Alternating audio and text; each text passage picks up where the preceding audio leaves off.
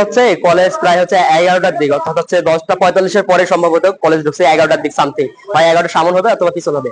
11টা যখন প্রিন্সিপালের রুমের সামনে আসি, আমার একটা কাজ ছিল শরীফুল ভাইয়ের কাছে, ওই যে আমাদের শরীফ যিনি আছে প্রিন্সিপালের রুমের সামনে বসে অভিষয়ক, ওনার কাছে কিছু তথ্য নেওয়ার জন্য আমি আসি, ওনার কাছে আসি এবং তথ্য নেই।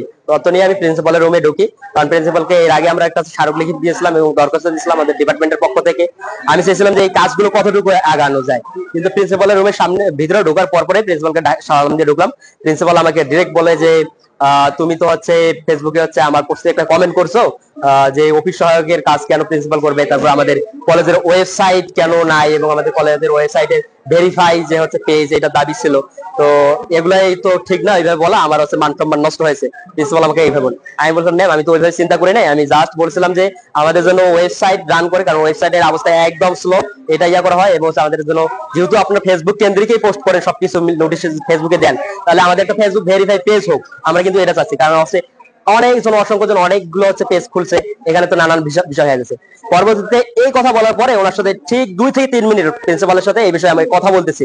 2 থেকে 3 মিনিটের মধ্যেই নিচ থেকে হচ্ছে ছাত্র দলের সভাপতি জসিম এবং সেক্রেটারি রুবেল, আপনারা খোঁজ নেবেন, সাথে হচ্ছে আরো হচ্ছে সন্ত্রাসী অর্থাৎ 15 থেকে 20 জন, তারা সন্ত্রাসী কায়দায় প্রিন্সিপালের রুমের ভিতরে ঢুকে। আমি কিন্তু তখন প্রিন্সিপালের রুমের ভিতরে, ম্যামের রুমের ভিতরে আমি আছি।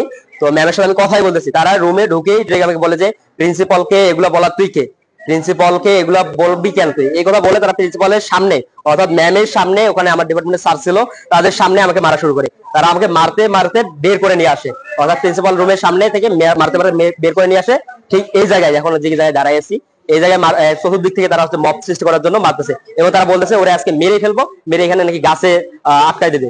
পরবর্তীতে আমি হচ্ছে লাউডলি ভাবে বলি আমি কিন্তু মরে এসেছি জুলাইতে, আমি আর মরতে ভয় পাই না। এই কথা বলার পরেই প্রিন্সিপাল রুমের থেকে হচ্ছে ওই ম্যামের রুমের থেকে আমার ডিপার্টমেন্টের স্যার তরিকুল স্যার, উনি হচ্ছে দৌড়ে বের হয়ে আসে।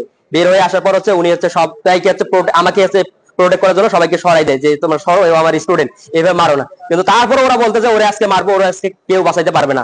ওরা একটা মব তৈরি করার জন্য পুরো পরিকল্পিত একটা সিদ্ধান্ত নিয়ে আসে।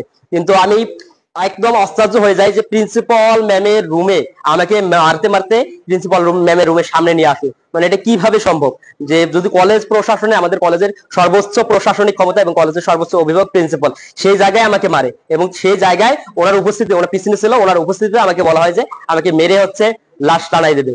তো আমরা হচ্ছে স্থায়ী অর্থাৎ হচ্ছে পরবর্তীতে আমি হচ্ছে বের হতে সাহস পাই না, কারণ ওরা 15 থেকে 20 জন ছিল, আবার সবাই সন্ত্রাসী।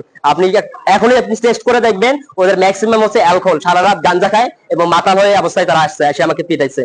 আপনি হচ্ছে পরবর্তী আমি ভাবছি যে মাতালদের হচ্ছে কোনো সেন্স নাই, তারা মেরে ফেলবে, পরে আমি কিন্তু হচ্ছে ওই ভিতর থেকে আর বের হই নাই। যেহেতু আপনাদের একটা হুমকি দিয়েছে, এর আগেও কিন্তু আমাদের একটা হুমকি দিয়েছে, আমাদের বৈষম্য ছাত্র আন্দোলন সদস্য সচিবরা বলছে তার কলিজা ছিঁড়ে সে নাকি হাতে নেবে, সেক্রেটারি ছাত্র দলের সৌরাদি কলেজে। আপনি নিজে মার খেয়েছেন ছাত্র দল করতে, এখন আপনাদের পরবর্তী যে স্টেপ আপনারা কি করবেন, এটার বিরুদ্ধে ব্যবস্থা? আমরা হচ্ছে থানা থেকে হচ্ছে প্রশাসনিক ব্যবস্থা নেব, যেহেতু হচ্ছে আমাদেরকে যখন ওখান থেকে আমি বের হওয়ার সাহস পাইছিলাম না, পরবর্তীতে আমাদের কেন্দ্র থেকে হেল্প করা হয়েছে, ওখান থেকে ডিসি স্যারের মাধ্যমে, ডিসি স্যার ফোর্স পাঠাইছে, এখন তারপর আমাকে উদ্ধার করা হয়েছে এবং আমরা তাদের এবং পুরো কলেজ প্রশাসনকে স্পষ্টভাবে বলে দিয়েছি আমরা আইনগত প্রক্রিয়া আগাবো, আমরা কখনো আইন হাতে তুলে নেব না।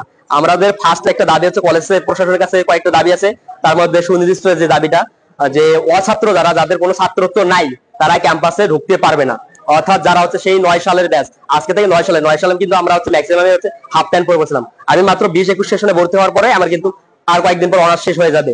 তো তারা 9 সাল 10 সাল 11 সাল এই আদু ভাই চাচু ভাই এরা কিন্তু এসে ক্যাম্পাসে আড্ডা দেয়, এরা একজন ঢুকতে না পারে, যাদের ছাত্রত্ব নাই তারা ঢুকতে পারবে না।